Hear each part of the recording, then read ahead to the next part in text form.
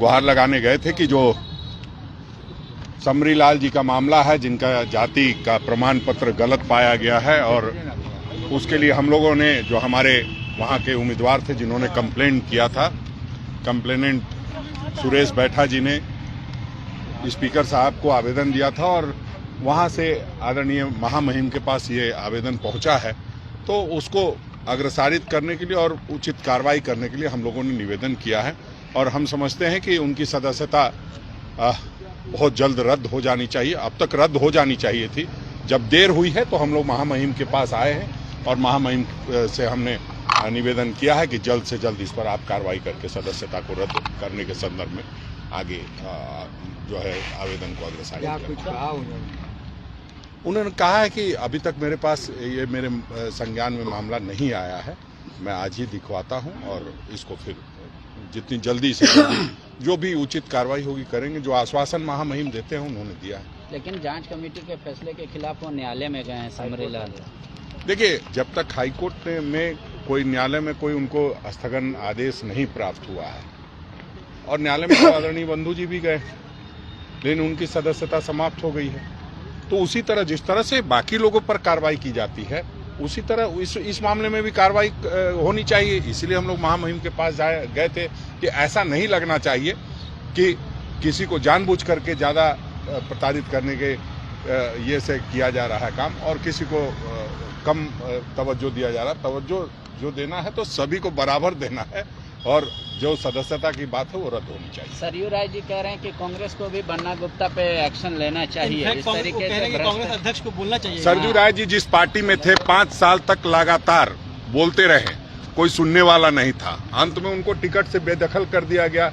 ये सही है कि वो मुख्यमंत्री जी को चुनाव हरा दिए, तो पहले वो लोग आपस में फरियाले कि आदरणीय सीपी सिंह जी ने उनकी बातों का समर्थन किया है कि वो भाजपा में है, कि भाजपा में जाने वाले हैं, कि भाजपा के लोग उनके समर्थन में काम करने वाले हैं। वो सब तय कर लेने दीजिए, हमारा काम हम करेंगे, उनको करने की आवश्यकता नहीं है। उन्होंने कहा है, और बहुत सारी चीजें जो नहीं होनी चाहिए थी वो हुआ है। उनको बगैर जानकारी के बातें नहीं रखनी चाहिए। अभी भी जो वो कह रहे हैं और आज जो अखबार में छपा है वैसा कुछ हुआ नहीं है। इसलिए हम समझते हैं संजीदा व्यक्ति हैं, हम उनका सम्मान करते हैं, और उनको जब भी कोई बात रखनी चाहिए तो पूरे तरीके के साथ, पूरे साक्ष्य के साथ रखनी चाहिए। कहीं न कहीं उनको अभी भी किसी इस मामले को भाजपा के इशारे पर वो बयानबाजी कर रहे हैं। नहीं, अब वो तो भाजपा जिस तरह से उनके बयान के पीछे लगी है, तो ऐसा लगता है कि भाजपा में या तो वो जाने वाला है या भाजपा उनमें जाने वाली है, कुछ तो है। बन्ना जी ने ये मतलब एडमिट किया कि हाँ वो पहले पैसा चाह रहे थे, अपने मंत्री कोषांग से बाकायदा लिस्ट भेजा था कि हाँ प्रोत्साहन राशि मिलना चाहिए, तो बोले अटेम्प्ट ही तो गलत था। ये तो भ्रष्टाचार है। नहीं, अटेम्प्ट कोई गलत नहीं होता। जब उनके कोषांग के लोग काम कर रहे थे और बाकी जब स्वास्थ्य विभाग के लोगों को मिला था, तो उसमें ऐसा कुछ नहीं है। जो लोग कोरोना में काम किए थे, अगर आप भी काम किए तो आपको भी पुरस्कृत कहीं न कहीं किया गया है। ऐसा नहीं है, किसी को सम्मान पत्र के जरिए किया गया है, किसी को दान पत्र के जरिए किया गया है, सबको सम्मान मिला है। तो फिर बन्ना जी ने फिर बाद में क्यों रिफ्यूज कर दिया? जब आदरणीय सरयू राय जी उनके क्षेत्र को छोड़ के चले गए थे और उनको चुनाव लड़ने दिए, तो उतना तो सम्मान बनता है सरयू राय जी का। अगर उन्होंने उनके लिए इतना किया है तो करना चाहिए, क्योंकि जब भी कोई बात आती है और परसेप्शन लगता है कि गलत हो रहा है, तो मंत्री जी ने उस बात को जब वापस ले लिया, तो अभी भी बेकार में वो देखिए 54 लोगों की बात वो कह रहे हैं, वो भुगतान नहीं हुआ है। आज भी जो उन्होंने बयान दिया है वो गलत दिया है, और किस आधार पे वो कहां से ये साक्ष्य जुटा रहे हैं।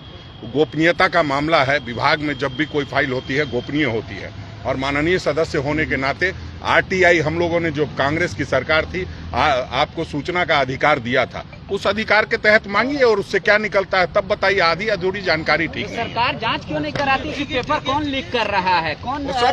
सभी चीजों पर कार्रवाई होगी। चलिए संभाल लीजिए। कह रहे हैं कि हमने पहली बार भले हम विधायक बने, लेकिन कई बार चुनाव हम लड़ चुके हैं उसी जाति प्रमाण पत्र से, लेकिन कभी ये मुद्दा नहीं उठा। जानबूझकर दलित है इस वजह से फंसाया? नहीं, ऐसा कोई बात नहीं है कि जानबूझकर और दलित है इसलिए ऐसी बातें आ रही है। आपने देखा होगा कि उनके जाति प्रमाण पत्र को खारिज कर दिया गया है। जो कमेटी है उसके द्वारा उसको गलत साबित कर दिया गया।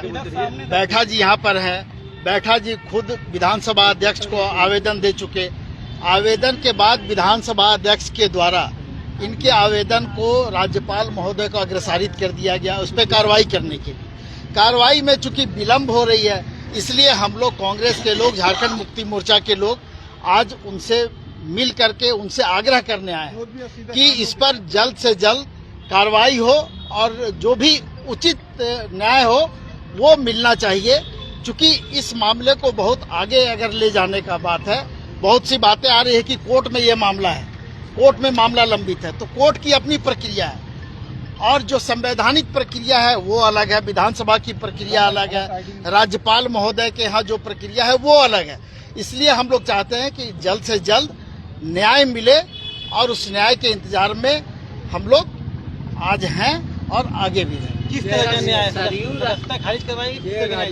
नहीं, देखिए जो उचित कानूनी कार्रवाई होगी वो की जानी चाहिए और स्वाभाविक है कि जब हम जाति प्रमाण पत्र गलत दिए हैं तो हम कहीं ना कहीं जो नियम कानून है, संविधान है, उसका उल्लंघन किए हैं, तो कार्रवाई तो होनी चाहिए और सदस्यता खारिज होनी चाहिए।